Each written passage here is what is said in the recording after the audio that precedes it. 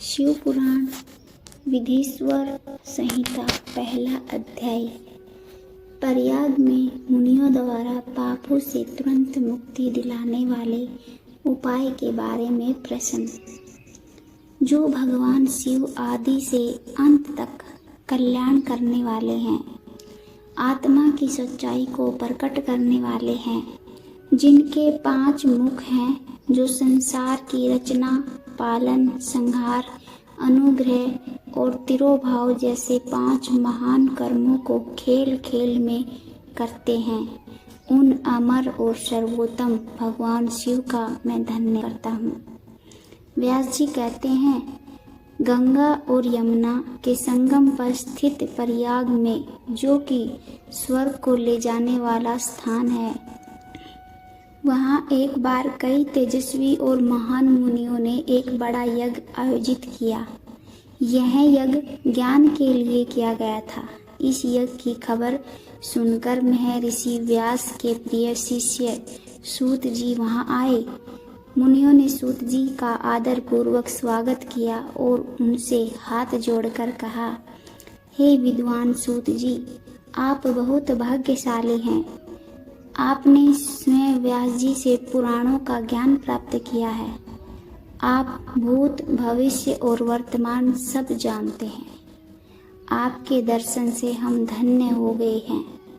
कृपया हमें कोई ऐसा उपाय बताइए जो सबका कल्याण करे, चाहे वह कितना भी गुप्त क्यों न हो। फिर मुनियों ने कलयुग की स्थिति बताते हुए कहा, कलयुग में लोग धर्म से दूर हो जाएंगे, बुराई करेंगे, पराई स्त्रियों में रुचि लेंगे, हिंसा करेंगे और नास्तिक बनेंगे। वर्ण आश्रम की परंपरा नष्ट हो जाएगी। ब्राह्मण धन के लिए वेदों को बेचेंगे, क्षत्रिय कायर और पापी बनेंगे। वैश्य केवल धन कमाने में लगे रहेंगे और शूद्र अपने धर्म से भटक कर दिखावे में लग जाएंगे। स्त्रियां भी पतिव्रता धर्म छोड़कर पति और सास ससुर का अपमान करेंगी, अशुद्ध भोजन करेंगी और उनका व्यवहार खराब होगा। ऐसे समय में जब लोग अपना धर्म छोड़ देंगे और पाप करेंगे, तो वे मोक्ष कैसे पाएंगे? हमें इस बात की चिंता है। परोपकार सबसे बड़ा धर्म है और निष्काम सेवा आत्मा को शुद्ध करती है। हे सूत जी, आप सब कुछ जानते हैं। कृपया ऐसा उपाय बताइए जिससे इन पापों का तुरंत नाश हो सके। व्यास जी कहते हैं, मुनियों की यह बात सुनकर सूत जी ने मन में भगवान शंकर का स्मरण किया और उत्तर देने के लिए तैयार हुए। विधेश्वर संहिता दूसरा अध्याय। शिव पुराण का परिचय और महिमा।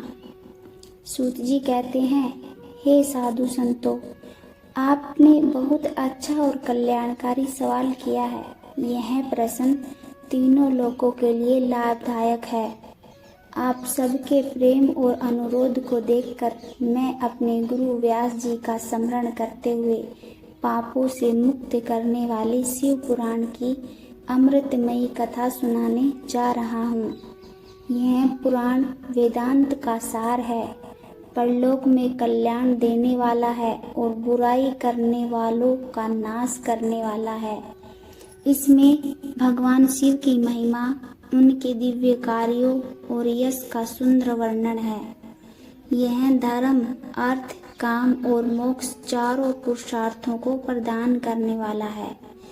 इसका प्रभाव लगातार बढ़ता ही जा रहा है। शिव पुराण के अध्ययन से कलयुग में पापों में डूबे लोग भी मुक्ति पा सकते हैं। इसके प्रकट होते ही कलयुग की सारी परेशानियां शांत हो जाती है। इसे वेदों के समान माना गया है। सबसे पहले स्वयं भगवान शिव ने इसका उपदेश दिया था। शिव पुराण के 12 खंड संहिताएं इस प्रकार हैं: विधेश्वर संहिता, रुद्र संहिता, विनायक संहिता, उमा संहिता, सहस्त्रकोटि रुद्र संहिता, एकादश रुद्र संहिता, कैलाश संहिता, शतरुद्र संहिता, कोटि रुद्र संहिता, मात्र संहिता, वायव्य संहिता, धर्म संहिता। हर संहिता में कितने श्लोक हैं? विदेश्वर संहिता 10,000 श्लोक। रुद्र, विनायक, उमा और मातृ संहिता प्रत्येक में 8,000 श्लोक। एकादश रुद्र संहिता 13,000 श्लोक। कैलाश संहिता 6,000 श्लोक। शतरुद्र संहिता 3,000 श्लोक। कोटि रुद्र संहिता 9,000 श्लोक। सहस्त्र कोटि रुद्र संहिता 11,000 श्लोक। वायव्य संहिता 4,000 श्लोक। धर्म संहिता 12,000 श्लोक। पहले शिव पुराण में 1,00,000 श्लोक थे। श्रवण, कीर्तन और मनन की महिमा। व्यासी कहते हैं, जब सूत जी ने भगवान शिव की महिमा का वर्णन किया तब सभी महर्षियों ने उनसे कहा, हे प्रभु, कृपा करके वेदों के समान पुण्यदायक और अद्भुत शिव पुराण की कथा हमें सुनाइए।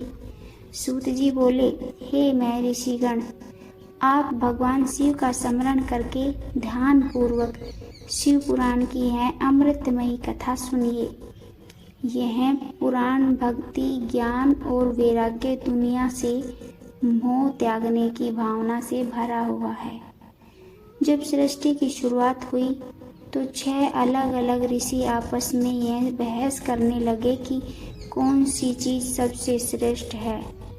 जब यह विवाद बहुत बढ़ गया तो वे सब ब्रह्मा जी के पास पहुँचे और विनम्रता से बोले, हे प्रभु, कृपा करके बताइए कि इन सब से ऊपर परम पुरुष कौन है।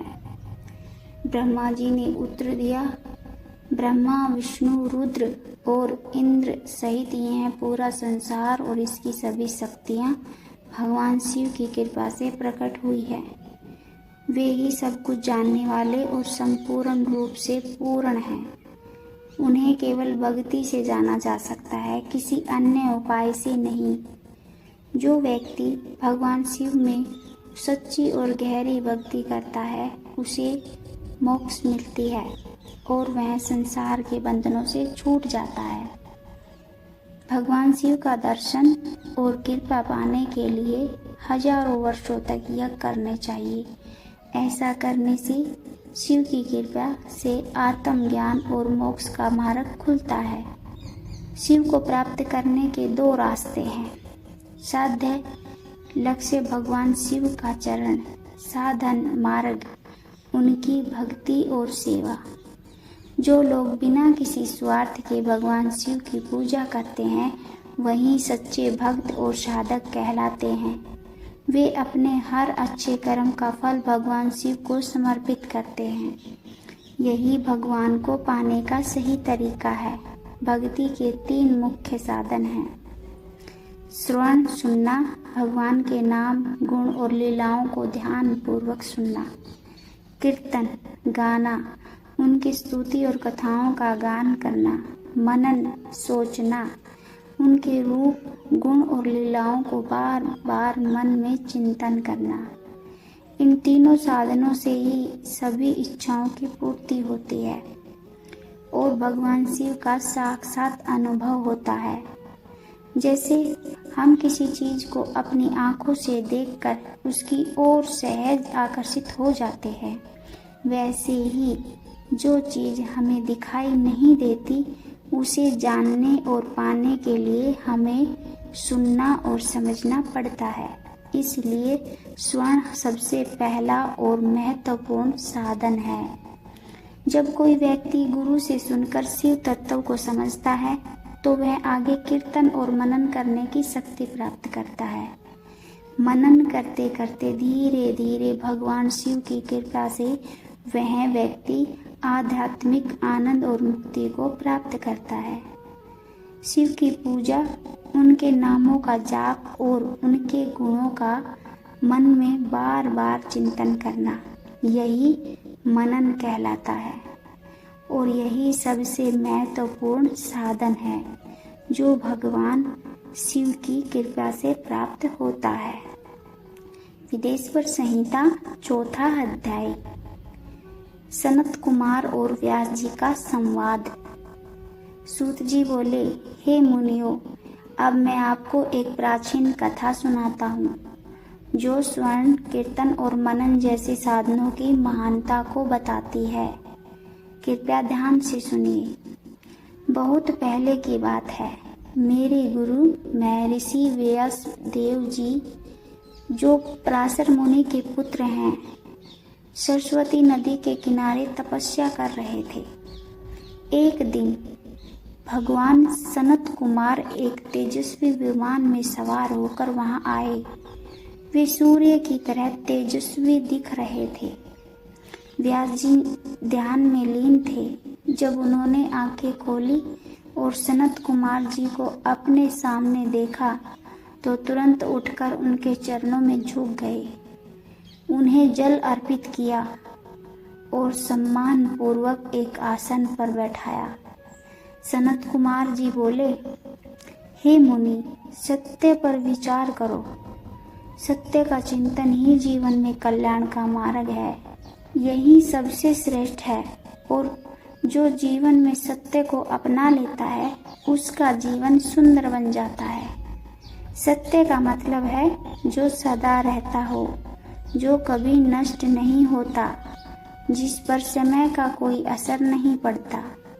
फिर उन्होंने समझाया कि भगवान शिव ही वह सत्य तत्व है और भगवान शिव को पाने के लिए स्वर्ण, सुनना, कीर्तन, गाना और मनन चिंतन यही सबसे श्रेष्ठ साधन है। सनत कुमार जी ने बताया कि एक समय वे भी भ्रम में पड़े हुए थे और मोक्ष पाने के लिए मंदराचल पर्वत पर तपस्या कर रहे थे।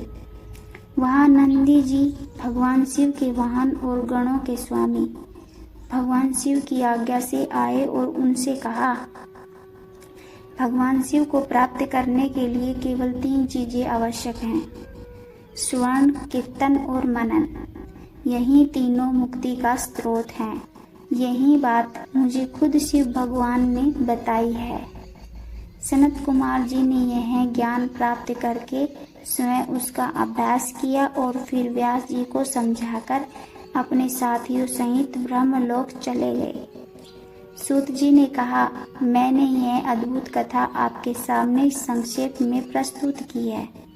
मुनियों ने पूछा, हे सूत जी, आपने बताया कि स्वर्ण, कीर्तन और मनन से मुक्ति मिलती है, लेकिन जो लोग इन तीनों में से किसी भी साधन को करने में असमर्थ हैं, जो न सुन सकते हैं, न गा सकते हैं, न ध्यान कर सकते हैं, वे कैसे मुक्ति पा सकते हैं? क्या ऐसा कोई कार्य है जिससे बिना प्रयास के ही मोक्ष मिल सके? विदेश्वर संहिता 5वां अध्याय। शिवलिंग का रहस्य और महत्व। सूत जी बोले, हे शौनक जी, स्वर्ण सुनना, कीर्तन गाना और मनन चिंतन जैसे साधन सभी के लिए आसान नहीं होते। इन साधनों को सही तरीके से करने के लिए एक योग्य गुरु और आचार्य की जरूरत होती है। जब कोई व्यक्ति गुरु के मुख से शिव ज्ञान सुनता है तो उसके मन की सभी शंकाएं दूर हो जाती है। गुरु के बताए गए शिव तत्व से ही भक्त शिव के स्वरूप, गुण और लीलाओं का सही अनुभव कर पाता है और तभी वह सच्चे मन से कीर्तन कर सकता है। लेकिन अगर किसी कारणवश कोई व्यक्ति स्वर्ण, कीर्तन या मनन न कर पाए तो मुक्ति पाने के लिए उसे शिवलिंग या शिव मूर्ति की स्थापना कर रोजाना पूजा करनी चाहिए। यह एक सरल और भक्ति भाव से किया जाने वाला तरीका है जिससे वह संसार के दुखों से पार पा सकता है। अपनी शक्ति और सामर्थ्य के अनुसार शिवलिंग की स्थापना करनी चाहिए और भक्ति पूर्वक पूजन करना चाहिए, जैसे कि मंडप बनाना, तीर्थ या मठ की स्थापना करना, उत्सव मनाना और पुष्प, धूप, वस्त्र, गंध, दीप, नैवेद्य, भोजन आदि भगवान को अर्पित करना। भगवान शिव 2 स्वरूपों में माने जाते हैं। एक तो ब्रह्म रूप निर्गुण, जिनमें कोई रूप या गुण नहीं, और दूसरा सगुण रूप, जिनमें कला या गुण होते हैं। इन दोनों ही स्वरूपों की पूजा की जाती है। वेदों में भी शिव मूर्ति पूजन की अनुमति दी गई है। सनत कुमार जी ने पूछा, हे नंदी जी, शिवलिंग और मूर्ति की उत्पत्ति कैसे हुई? कृपया विस्तार से बताइए। नंदीकेश्वर जी बोले, बहुत प्राचीन समय की बात है। ब्रह्मा और विष्णु जी के बीच किसी बात को लेकर विवाद और युद्ध हो गया। तब भगवान शिव एक विशाल अग्नि स्तंभ प्रकाश के खंभे के रूप में प्रकट हुए। यह देखकर ब्रह्मा और विष्णु दोनों चौंक गए और युद्ध समाप्त हो गया। इस प्रकार भगवान शिव ने उस समय पृथ्वी की रक्षा की। उसी दिन से शिवलिंग और मूर्ति पूजा का प्रचलन आरंभ हुआ। इसके बाद अन्य देवताओं की मूर्ति पूजा भी शुरू हुई, जो भक्तों को मनचाहा फल देने वाली होती है। परंतु भगवान शिव का दोनों रूपों में लिंग और मूर्ति पूजन किया जाता है और दोनों ही पूजनीय और कल्याणकारी हैं।